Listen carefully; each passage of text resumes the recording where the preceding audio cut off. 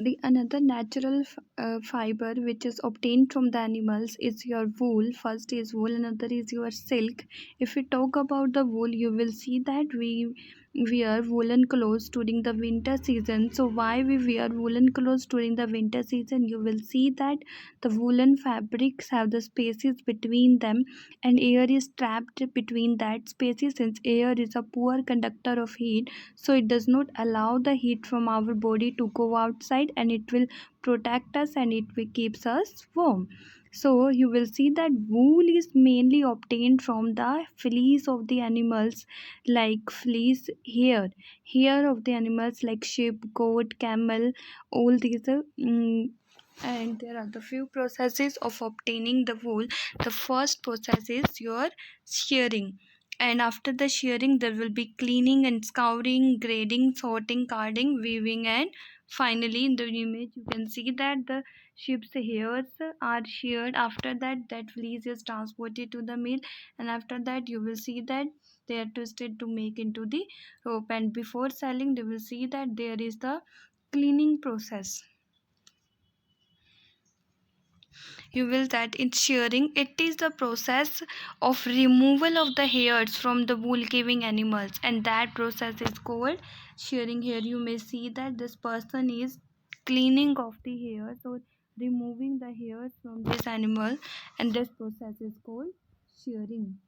So after the shearing you will see that there is cleaning or scouring. So this scouring means that sheared hair contains the dirt, dust particles, and first of all they have to be cleaned. So cleaning of that hair with the help of detergent, in detergent you will see that that process is called scouring. So after scouring you will see that there will be grading and the sorting. Grading and the sorting means there will be the grading and sorting. So you will see that in that process best hairs or best fleece is selected, and the tangled hair or damaged hairs are removed, and that process is your grading and sorting. You will see that they are also separated according to their strength, color, yield. That process is your grading and sorting. After that you will see that in carding process the tangled hair or damaged hair are straightened to make them continuous. That process is your carding, and ultimately they are twisted together, they are spun to make the yarn, and from yarn you will see that fabric is obtained, and from fabric ultimately we get the woolen clothes. So dyeing process is also there. Dyeing process you may see that we can dye that woolen into different colors, and that process is your dyeing.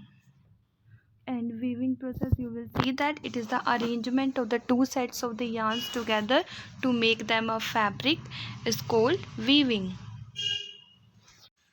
The another natural fiber which is obtained from the animals is your silk.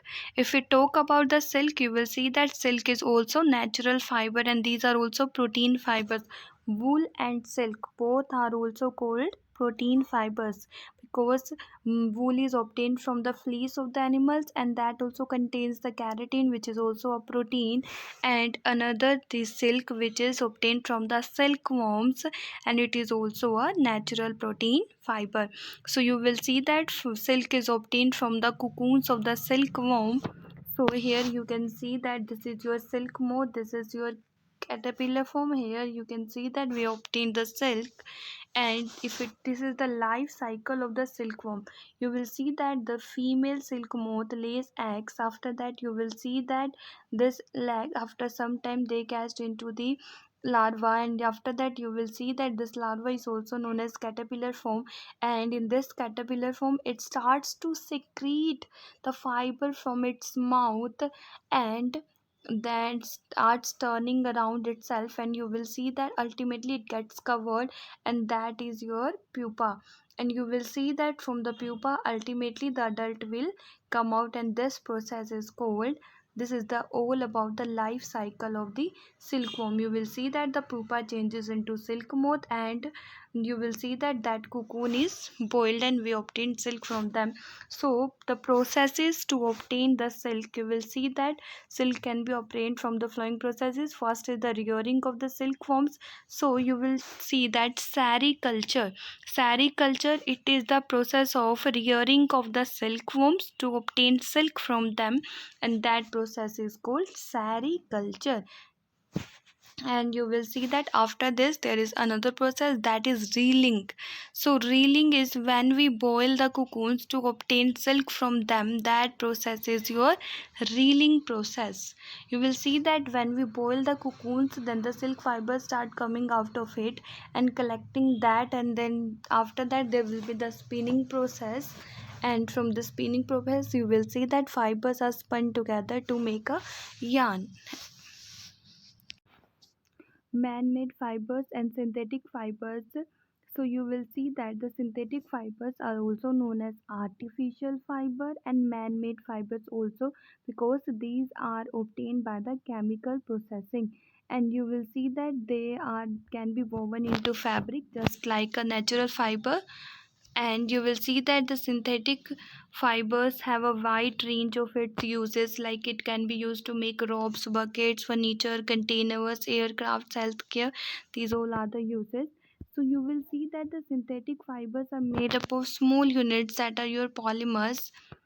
And you will see that the properties of the synthetic fibers, you will see that they quickly dry, and you will see that they can be used for the longer period of time. They are less expensive also, and they are readily available. So and they do not need extra maintenance and care, like in cotton you will see that it will shrink very easily. And you will see that in case of synthetic fibers they do not shrink easily. So here you may see that the different kinds of the synthetic fibers, that is rayon, polyester, nylon, acrylic and plastic, all these are your synthetic fibers. These are obtained from the chemicals. Chemicals are melted and after that they are used to make, they are spun to make a fabric. So rayon is also a artificial fiber and it is obtained from the wood pulp. You will see that it is soft, absorbent and comfortable. It is easy to dye. Here see that you can have different colors of the rayon. So you will see that nylon is also a synthetic fiber which is used, has many uses. And what will be the advantages of the synthetic fibers? You will see that, and the synthetic fibers are durable. It means they can be used for the longer duration and they do not wrinkle easy. Like in cotton it gets wrinkled easily, but silk also don't get wrinkled easily. You will see that these are elastic and can be stretched out, and they are strong. It is soft and it can be used in clothing material. And you will see that these are synthetic fibers are cheaper than the artificial fibers. So you will see that mostly synthetic fibers do not absorb moisture, so that's why we can't wear them in the hot season, because we have perspire more, there is more sweating. So during that time period cotton clothes are mostly used, because cotton is a good absorber, so it can absorb the sweat from our body and we feel cool. And there from that you will see that by the help of evaporation process we feel cool. So you can see that it catches fire easily as compared to the natural fiber. Like you will see that when we burn a cotton fiber, you will see that it will burn with a clean flame, and there will be the smell of like burning paper. And when we burn this wool, you will see that it do not catch fire immediately, and there will be the smell of the burning hairs. And if we talk about the water absorbing capacities, then you will see that the wool can absorb, has maximum water absorbing capacity. It can absorb a good amount of the moisture. Similarly cotton also can absorb.